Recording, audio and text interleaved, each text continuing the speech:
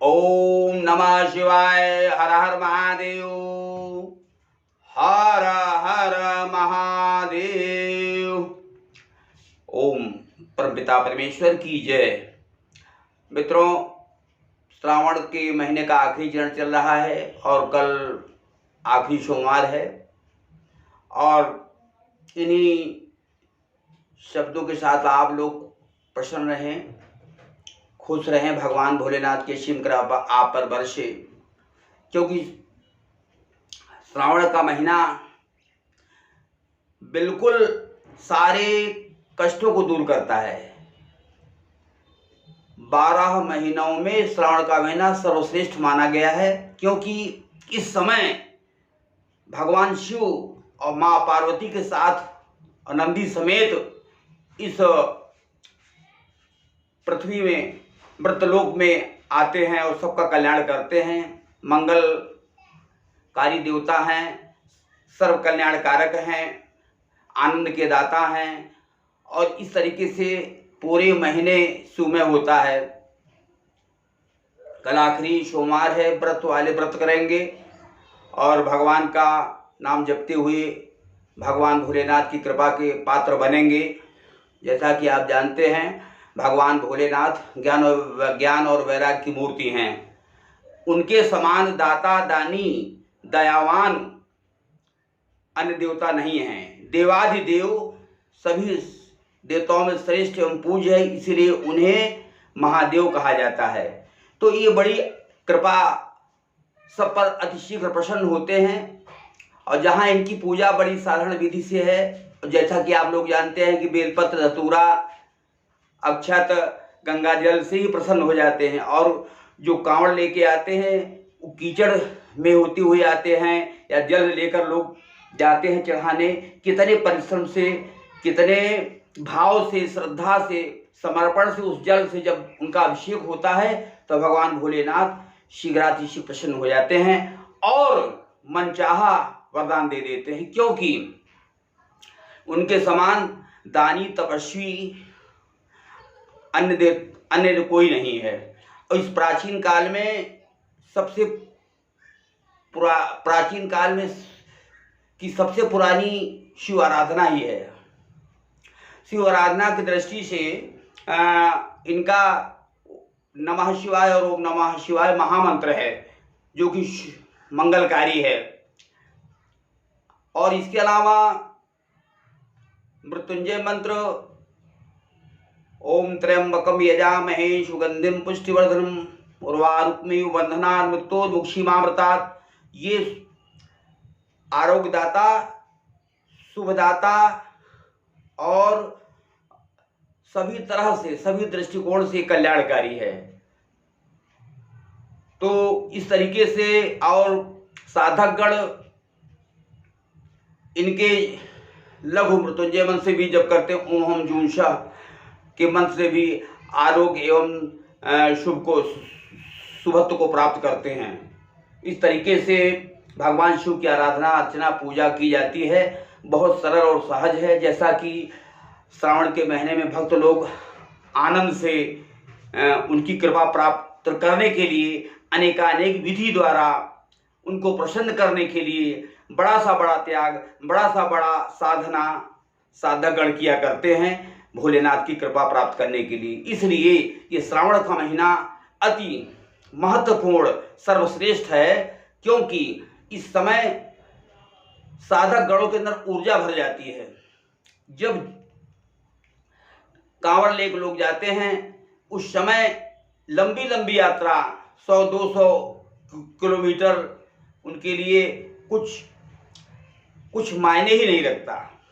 उस प्रेम और श्रद्धा के वशीभूत होकर के भगवान भोलेनाथ की कृपा उन पर रहती है।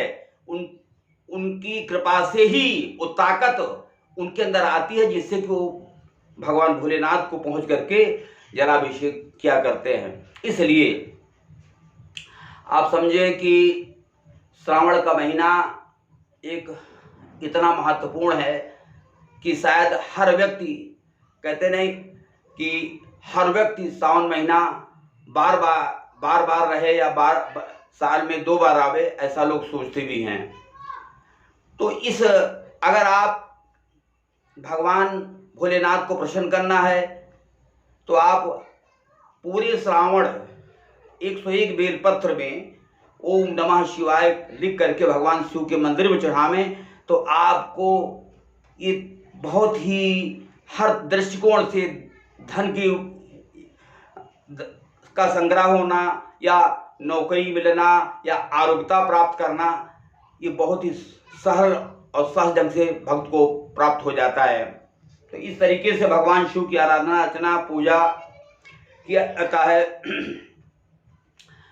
और भगवान शिव की अर्ध परीक्षणा होती है और श्रद्धा पूर्वक उनका इस तरीके से कार्यक्रम समापन होता है। जैसा कि आप जा रहे हैं कि अभी पूरे श्रावण मास इतना बृहद स्तर पर जलाभिषेक हुआ, हर घर हर शिवालय में, हर मंदिर में, घर घर में, पूरे देश के कोने कोने में जिस तरह से शिव की कृपा बरसती रही, बहुत ही अति असीम आनंद का विषय था और हर भक्तों के अंदर ऊर्जा पैदा हुई। साल भर जो कमजोरी रहती है, जो आदमी के अंदर नकारात्मक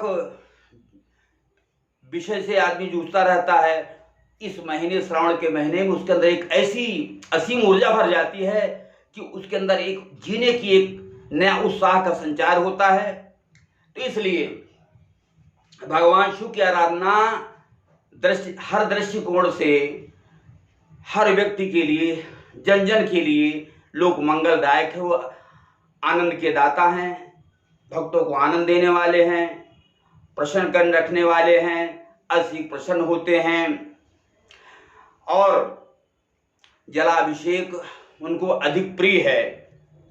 तो इन सब बातें बहुत ही महत्वपूर्ण हैं। तो यदि अब आप अगर ओम नमः शिवाय का जप भक्त अपनी अंतरात्मा से, शुद्ध मन से, शुद्ध चित्त से ओम नमः शिवाय का जाप निरंतर करता रहता है तो उसका भी फल उसे बहुत अधिक मिलता है, सारे कार्य संपन्न हो जाते हैं। ओम नमः शिवाय का जाप यदि अपनी निर्मल भावना से और भगवान के प्रति समर्पित भाव से पूरे महीने सावन भर जपेगा तो उसके साल भर के सारे कार्य संपन्न हो जाते हैं। तो इस तरीके से भगवान की पूजा का अर्चना वंदना की जाती है और भगवान शंकर तो औघड़दानी हैं। आशुतोष तुम औघड़दानी, तो ये जो है अति शीघ्र प्रसन्न होते हैं। इनकी कृपा जब इन्होंने विष को ग्रहण कर लिया, देवता राक्षस जब व्याकुल हो गए, अमृत समुद्र मंथन हुआ, अमृत निकला था, उसमें विष भी निकला, तो उस विष के प्रभाव से, उस विष के ज्वलंत अग्नि के प्रभाव से देवता राक्षस सभी व्याकुल हो गए। तो उन्होंने उनकी रक्षा हेतु अब विष को ग्रहण किया, विष का पान किया। तो ऐसी भगवान की कृपा है, भोलेनाथ की कृपा बरसी पूरे देश में, पूरे हर मंदिर में, हर प्रतिष्ठित मंदिर में, छोटा मंदिर बड़ा मंदिर, मतलब प्रतिष्ठित का मतलब जो कि जहाँ के लोगों का ध्यान एकाग्रचित रहता है कि वहाँ दर्शन करना है। बड़े बड़े पूजा स्थल पे लोग गए, भगवान का दर्शन करते हैं, अभिषेक चढ़ाते हैं और बड़ी बड़ी लंबी कतार में खड़ा होकर के अपने बारी का इंतजार करते हैं। तो इसलिए इसी त्याग और तपस्या का फल है जो आदमी अनवरत तरक्की करता है। भगवान भोलेनाथ इसलिए भोले बाबा हैं, अतिशीघ्र प्रसन्न होते हैं। इनके अंदर इनके इतना बड़ा पाप, इस धरती पर इतना बड़ा पाप कोई नहीं है जो कि इनके प्रसन्न होने पर भस्म ना हो जाए। हिमालय जैसा पाप इनके प्रसन्न होने से भस्म हो जाता है। तो इसलिए ऐसा कोई पाप ही नहीं है जो इनकी दया से भस्म नहीं हो सकता है।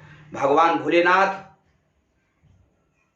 इसीलिए इनको कहता है बाबा भोलेनाथ भी कहा जाता है, क्योंकि बहुत अच्छे प्रसन्न होते हैं और भगवान की कृपा इस संसार में उनकी कृपा ही सबसे बड़ा दर्शन मात्र है। और गंगा स्नान, ध्यान, पूजा पाठ, यानी कहने का तात्पर्य है कि श्रावण मास भगवान भोलेनाथ की कृपा के लिए बहुत ही सरल और सहज है। जो इस श्रावण मास का उपयोग कर लेता है और अपने तन मन धन से भगवान शिव को के लिए समर्पण भाव से अपने को भगवान शिव के सेवा में लगा देता है या उनकी पूजा आराधना में लगा देता है, पूरा जिंदगी भर वो जो है सुखमय जीवन व्यतीत करता है। इसीलिए अब कल आखिरी सोमवार है। अब आप लोग जो व्रत रहते हैं व्रत रहेंगे, उसके बाद भी और भी अन्य त्यौहार आने वाले हैं। तो इस समय श्रावण मास का आखिरी चरण चल रहा है। अब ऐसे तो मैंने बताया कि अगर शिव मंदिर में 101 बेलपत्र भी ओम नमः शिवाय लिख करके अगर 31 दिन तक आप शिव मंदिर में चढ़ाते तो उसका बहुत ही सुंदर फल मिलता है। सारे कार्य सारे मनोरथ सिद्ध हो जाते हैं, माने उसका फल बहुत ही अतिशीघ्र मिलता है। और ये ऐसा नहीं कि ऐसा करके लोगों ने उसका फायदा भी लिया है। तो इसलिए भगवान की भोलेनाथ की कृपा सब पर बरसती रहे। श्रावण का महीना अब हम लोगों से विदा हो रहा है। भगवान भोलेनाथ की कृपा सब पर बरसती रहे। सबकी कृपा, उनकी कृपा से सभी सुखी रहें, सभी संपन्न रहें और सभी की इच्छाएं पूर्ण हों। बहुत ही सुंदर, बहुत ही अति प्रसन्न करने वाला वो दृश्य जब होता है कि जब दूर दराज से भक्त कांवर लेके इन केन प्रकारेण रास्ते में पांव में छाले पड़ जाते हैं, चलते चलते आदमी बेहद थक जाता है। तो उस स्थिति में जब वो एकदम निराश हो जाता है तो भगवान भोलेनाथ की ऊर्जा उसके अंदर भर जाती है। तो ये बहुत ही कठिन तपस्या है जो कि भोलेनाथ की कृपा से संपन्न हो पाती है। और वही भक्त निराला होता है जो कांवर लेके जाके जल चढ़ाता है, उससे भगवान अतिशीघ्र प्रसन्न होते हैं। तो भगवान भोलेनाथ की इस तरीके से जो लोग पूजा करते हैं, सरल और सहज ढंग से की गई इस पूजा का फल का बहुत ही महत्वपूर्ण है। इसके लिए कोई भी शब्द नहीं है जो कि उनके फल की व्याख्या की जा सके। भगवान की कृपा। तो इस शिवमय जीवन को, इस श्रावण के शिवमय, हर दिन शिवमय था, सब लोगों ने आनंद उठाया। मंदिर शिवालय में घंटा ध्वनि शंख आज का बजता रहा और कृपा है। तो इसलिए केवल और केवल ओम नमः शिवाय के जप से ही भक्तों की पूरी मनोकामना पूर्ण होती है। इस तरीके से सभी प्रसन्न भक्त खुशहाल रहें और आने वाला सावन के लिए इंतजार करें, क्योंकि ये सावन का कल आखिरी सोमवार होगा। और कल ओम नमः शिवाय का जाप करें, लोग जलाभिषेक करें। और अगर कोई दर्शन न करने पाया हो तो कल आखिरी सोमवार है, जा कर के शिवालय में, शिव मंदिरों में दर्शन करें, जल चढ़ाएं, अपने बाल बच्चों के लिए, अपने परिवार के लिए, रक्षा के लिए भगवान से अर्चना प्रार्थना याचना करें। इस तरीके से आप लोग खुशहाल रहें। आप लोगों ने के सामने थोड़ा सा 4 लाइन का भजन भी है, थोड़ा बता देता हूँ कि कहते हैं, प्रभु की इच्छा जो है, प्रभु की इच्छा पूर्ण है।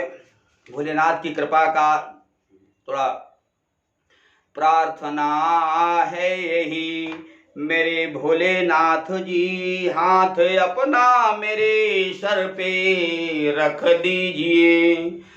प्रार्थना है मेरी, प्रार्थना है यही, मेरे भोलेनाथ जी हाथ अपना मेरे सर पे रख दीजिए, हाथ अपना मेरे सर पे रख दीजिए, हाथ अपना मेरे सन पे रख दीजिए।